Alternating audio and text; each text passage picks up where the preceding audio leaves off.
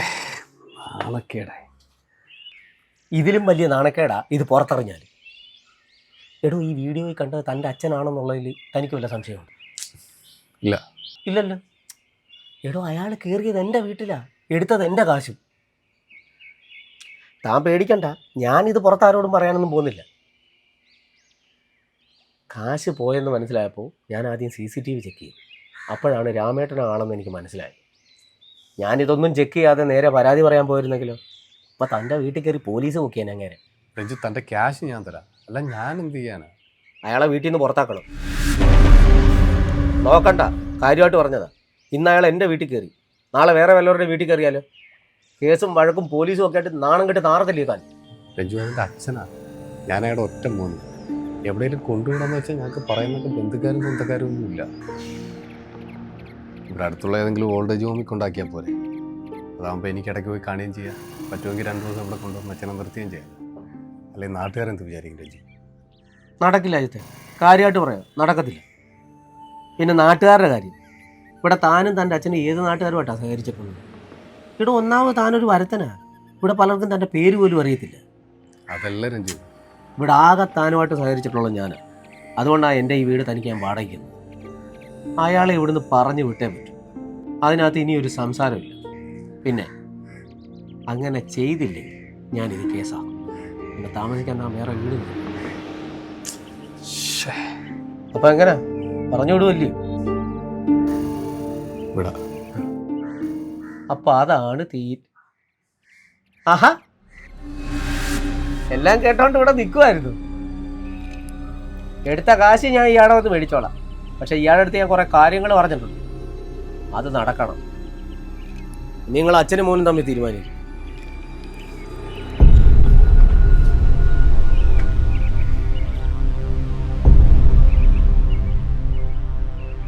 എങ്ങോട്ട് കയറി പോവാ?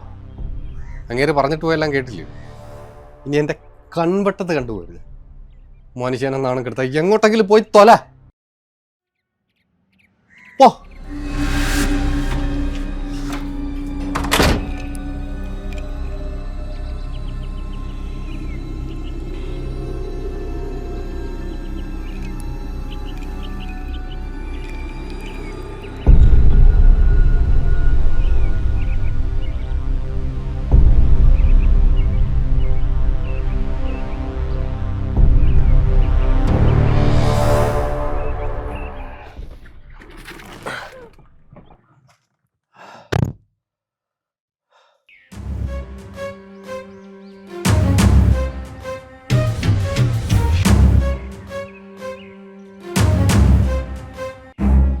നിങ്ങൾ എന്തോ രാമേട്ടായി പറയുന്നേ?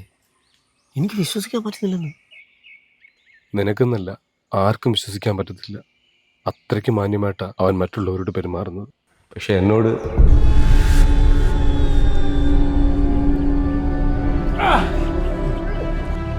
എടോ തന്തേ, താൻ ചത്താലേ എനിക്ക് കിട്ടാനുള്ളത് കിട്ടും.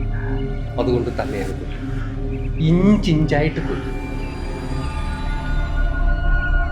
എന്നിട്ടൊരു കുഞ്ഞു പോലും അറിയാതെ നിന്നെ ഞാൻ ദഹിപ്പിക്കും. കേട്ടോടോ പോരട്ടക്കളോ.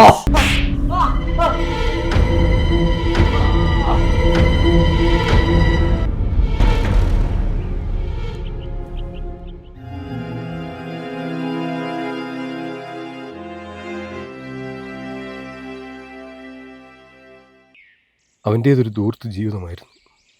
മുമ്പ് ഞങ്ങൾ താമസിച്ചിരുന്ന വീടും വസ്തുവിനും വിൽക്കണം. പക്ഷെ ഞാൻ ജീവിച്ചിരിക്കുമ്പം അത് പറ്റത്തില്ലെന്ന് അവനറിയാം. അതുകൊണ്ടാണ് അവൻ ഞങ്ങളുടെ നാട് വിട്ട് ഇവിടെ നിൻ്റെ വീട്ടിൽ കൊണ്ടുവന്ന് എന്നെ ശാരീരികമായിട്ടും മാനസികമായിട്ടും പീഡിപ്പിച്ചു കൊല്ലാൻ ശ്രമിക്കുന്നത്. നിങ്ങൾക്ക് പോലീസിൽ പോയി പറഞ്ഞൂടെ? എന്നിട്ട് എവിടെങ്കിലും പോയി രക്ഷപ്പെട്ടൂടെ? ഞാൻ നിങ്ങളെ സഹായിക്കാമെന്ന്. വേണ്ട മോനെ, അവനൊരു മകനുണ്ട്. അവൻ്റെ മുമ്പ് വെച്ച് പോലീസ് ഇവനെ കൊണ്ടുവന്ന് കണ്ടു കഴിഞ്ഞാൽ പിന്നെ ആ മോന് സഹിക്കാൻ കഴിയത്തില്ല. എനിക്കും മാത്രമല്ല, അവരച്ഛനും മോനും ഭയങ്കര സ്നേഹമാണ്. പണ്ടത്തെ ഞാനിവനും പോലെ. മോൻ വീട്ടിലുള്ളപ്പം അവനെന്നെ ഉപദ്രവിക്കത്തില്ല, അങ്ങനൊരു സമാനമുണ്ട്. പക്ഷെ 2 ദിവസത്തിനകം അവനെയുള്ള അവൻ്റെ വീട്ടിൽ കൊണ്ടാക്കും. അവനെ കൊല്ലും, ഉറപ്പാ. മോനെ രഞ്ജു, എനിക്ക് ജീവിക്കണടാ, എനിക്ക് മരിക്കാൻ പേടിയാ. അച്ഛനായിരുന്നെങ്കിൽ എന്നെ ആത്മഹത്യ ചെയ്തു പോയാ. എനിക്ക് പേടിക്കാൻ പേടിയാണ്. എന്നെ രക്ഷിക്കണം അച്ഛൻ.